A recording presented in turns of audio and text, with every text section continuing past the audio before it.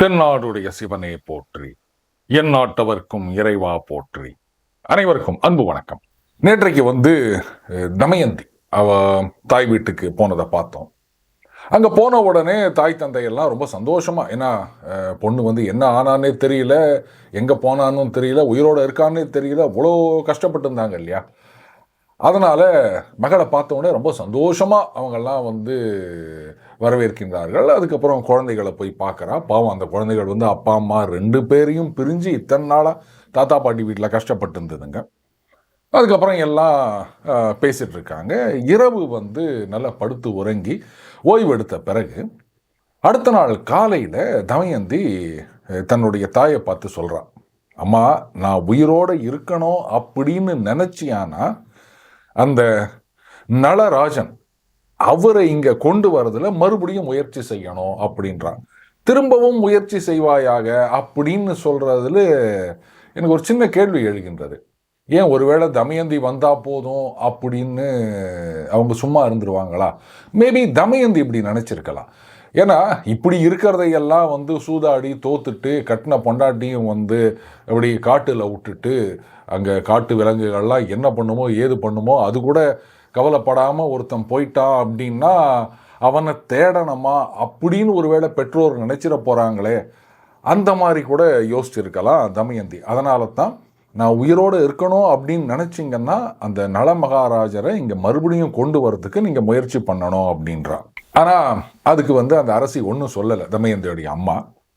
அதுக்கப்புறமா தமயந்தியோடைய அப்பா கிட்ட போய் சொல்கிறான், இந்த மாதிரி தமயந்தி அவளே கணவன் நினச்சி ரொம்ப துக்கப்பட்டுருக்கா. அதனால் நீங்கள் உங்களுடைய வேலைக்காரங்களை வச்சு அந்த நலனை எப்படியாவது கண்டுபிடிக்கணும் அப்படின்றான். உடனே அவரும் என்ன பண்ணுறாரு, தன் வசத்தில் இருக்கின்ற பிராமணர்களை எல்லாம் கூப்பிட்டு இது மாதிரி தமயந்தி கிடச்சிட்டா, அந்த நலனை எப்படியாவது கண்டுபிடிக்கணும், அதுக்கு முயற்சி பண்ணுங்க அப்படின்றாரு. அப்போ அவங்கெல்லாம் தமயந்தி கிட்ட இது மாதிரி ராஜா உத்தரவு கொடுத்துருக்கார், நலனை தேட சொல்லியிருக்கார், நாங்கள்லாம் நலனை தேடி புறப்படுகின்றோம் அப்படின்னும் போது தமயந்தி அந்த பிராமணர்களை பார்த்து சொல்கிறா, இதை பாருங்க, நீங்கள் போகிற இடத்துலலாம் எங்கெங்கெல்லாம் ஜனங்க நிறைய இருக்காங்களோ அங்கெல்லாம் போயிட்டு, ஏ சூதாடியே, ஏ காதலா, தூங்குறவா, உன்னுடைய காதலி அவளை காட்டுல விட்டுட்டு பாதி ஆடையை கிழிச்சிட்டு நீ எங்க போன, நீ அன்னைக்கு எப்படி பார்த்தியோ அந்த மாதிரி அந்த பாதி ஆடையோட உனக்காக இன்னும் காத்துட்டு இருக்கா, உன்னை நினைச்சு எப்ப பார்த்தாலும் அழுதுட்டு இருக்காளே, அவ விஷயத்துல நீ இரக்கம் காட்ட மாட்டியா, பதில் சொல்ல மாட்டியா அப்படின்னு அடிக்கடி கேளுங்கன்றான். கூடவே இந்த காத்துல அசைகிற நெருப்பு அந்த காட்டையே எரிக்கும் இல்லையா, அந்த மாதிரி ஒரு மனைவியை கணவன் எப்பொழுதும் போஷிக்கப்பட வேண்டும், காப்பாற்றப்பட வேண்டும். நீ எவ்வளோ புகழ் பெற்றவன், எவ்வளோ புத்திமான், ஒரு நல்ல குலத்துல வேற பிறந்தவன், நல்ல இரக்க குணம் உடையவன், ஆனா நீ என்ன காரணத்தினால மனைவியை போஷிக்கவில்லை, பாதுகாக்கவில்லை, இனிமேலாவது என் விஷயத்துல இரக்கம் காட்டுவாயா அப்படின்னு கேளுங்க. இதுக்கு யார் பதில் சொல்றானோ அவன் யார், எங்க இருக்கான் அப்படின்றத நீங்க எங்க கிட்ட சொல்லணும். பாருங்க, மறுபடியும் சொல்றேன், எந்த மனுஷன் இதெல்லாம் கேட்டு பதில் சொல்றானோ அவன் என்ன சொல்றான், என்ன வார்த்தை சொல்றான் அப்படின்றத கேட்டுட்டு நீங்க உடனே எனக்கு சொல்லணும். அதே சமயத்துல நீங்க பாட்டுக்கு இந்த ராஜா அவர் சொல்லி தாங்க நாங்கள் அவரை தேடிட்டு இருக்கோம் அப்படின்றத எங்கேயுமே நீங்க காமிச்சிக்க கூடாது. முக்கியமா இந்த பதில் சொல்றவன் பணம் இருக்கவனா இருந்தாலும் சரி, பணமே இல்லாதவனா இருந்தாலும் சரி, சக்தி உள்ளவனா இருந்தாலும் சக்தியே இல்லாதவனா இருந்தாலும் அவன் என்ன தொழில் செய்யறான் அப்படின்றதையும் தெரிஞ்சுட்டு என்கிட்ட சொல்லணும் அப்படின்றான். அதே மாதிரியே பிராமணர்கள் எல்லாம் என்ன பண்றாங்க, நலனை தேடுவதற்கு நாலாபுரமும் போகின்றார்கள். எல்லா இடத்துலையும் போகிறாங்க.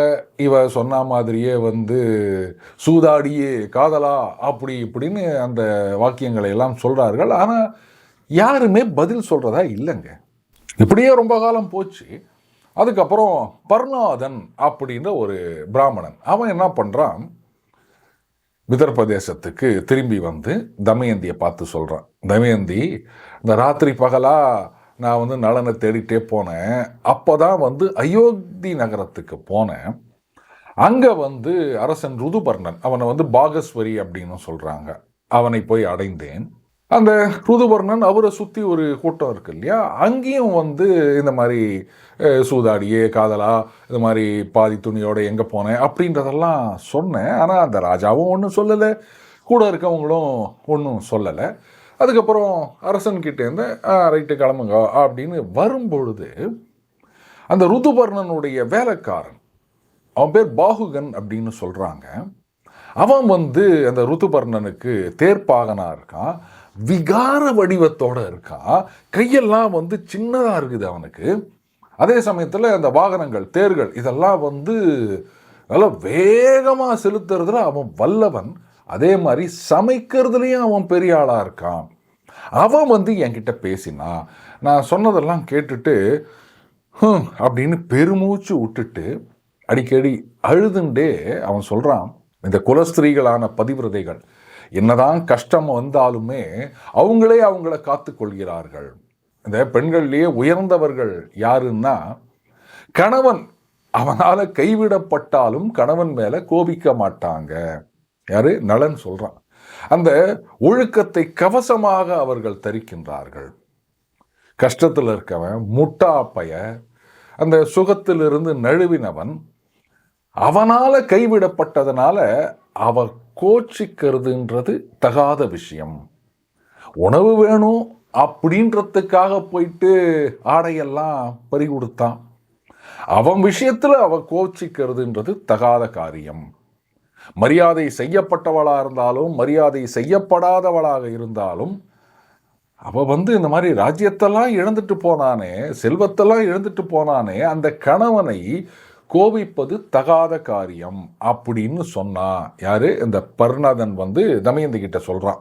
அந்த வார்த்தையை கேட்ட உடனே நான் நேராக வேகமாக இங்கே வந்துட்டேன், இனிமேல் நீ உன் விருப்பப்படி செய்வாயாக, இதை அரசங்கிட்டையும் தெரிவிச்சிரு அப்படின்றான். இதை கேட்ட உடனே தமயந்தி வந்து கண்ணில் தண்ணி வருது. ஏன்னா அவளுக்கு புரிஞ்சு போச்சு, நலனை தவிர வேற யாரும் இதுக்கு வந்து பதில் சொல்ல முடியாது. அப்போ அவ தாய்கிட்ட ரகசியமா வந்து சொல்றா, அம்மா, அரசர் இடத்துல கூட, யாரு? தமயந்தியோடைய அப்பா இடத்துல கூட இந்த விஷயத்தை நீ தெரியப்படுத்தக்கூடாது. உன்னோட முன்னிலையில அந்த சுதேவன் யாருன்னு தெரியுதா? அவன் தான் வந்து அந்த சேதி தேசத்துல அரண்மனையில இருந்த தமயந்தியை கண்டுபிடிச்சது. அந்த சுதேவன் அப்படின்ற அந்த பிராமணரை வந்து நான் அனுப்புறேன், நீ எனக்கு நல்லது பண்ணணும் அப்படின்னு நினைச்சியானா நான் என்ன நினைக்கிறேன், என்ன பண்ண போறேன்றது அரசர் அப்பாவுக்கு தெரியாம இருக்கணும். இந்த சுதேவன் தான் என்னை வந்து அங்கேருந்து அழைச்சிட்டு வந்தது. அதே மாதிரியே இந்த ருதுபர்ணன் ஆட்சி செய்யும் அயோத்தியில வசிக்கின்ற நலன், அவரையும் வந்து சுதேவன் அழைத்து வருவான், அதனால தாமதிக்க வேண்டாம் அப்படின்றான். அதுக்கப்புறம் அந்த பர்ணாதன், அவன் தானே செய்தி சொன்னது, அவனுக்கு வந்து கிராமங்கள், தனம், செல்வம் அதெல்லாம் கொடுக்குறான். அதற்கு பிறகு இந்த மாதிரி நளராஜன் இங்கே திரும்பி வந்த உடனே இன்னும் நிறைய உங்களுக்கு கொடுப்பேன், நான் வந்து என்னோட கணவரோட சேரப்போகிறேன் அப்படின்னு சொன்னால் அதுக்கான உபகாரம் உங்களால் தானே வந்து நடந்தது அப்படின்றான். அதற்கு பிறகு தமயந்தி என்ன பண்ணா, அந்த சுதேவனை அழைக்கிறாள். அவரை கூப்பிட்டு, சுதேவரே, நீங்கள் நேராக அயோத்தி போங்க, அங்கே போயிட்டு அயோத்தியில் இருக்கின்ற ருதுபர்ண ராஜன் அவர்கிட்ட பீமனின் புத்திரியான தமயந்தி வேறு கணவனை அடைய விரும்பி மறுபடியும் சுயம்பரத்தில் இருக்க போறா, அங்க வந்து எல்லா ராஜாக்கள், அரசகுமாரர்கள் எல்லாரும் வரப்போறாங்க, அது எப்போ அப்படின்னா நாளைக்கு காலையிலேயே, உன்னால முடியும்னா நீ வேகமா போப்பா, ஏன்னா இங்கேருந்து வந்து நீ விதர்ப்ப தேசம் போனோம், ஏன்னா அயோத்தியிலேருந்து விதர்ப்பம் ரொம்ப தூரத்தில் இருக்கு போல இருக்கு, அதனால நீ போய் பார்த்த உடனே நாளைக்கு காலையில சுயம்பரம் எல்லாரும் வராங்க, அதை மட்டும் நீ சொல்லிடு. அது மட்டும் இல்லை, அந்த நலன் அவன் உயிரோடு இருக்கானா இல்லை வந்து செத்து போயிட்டானா அப்படின்றது ஒன்றும் தெரியல, அதையும் சொல்லிடு. அதே மாதிரி அந்த சுதேவனும் அயோத்திக்கு போயிட்டு ருதுபர்ணராஜனை சந்தித்து தமயந்தி வந்து சுயம்பரம் அதில் கலந்துக்க போகிறான். நாளைக்கு காலையிலேயே எல்லா அரசர்கள் அரசகுமாரர்கள் எல்லாரும் வரப்போகிறாங்க அப்படின்றான்.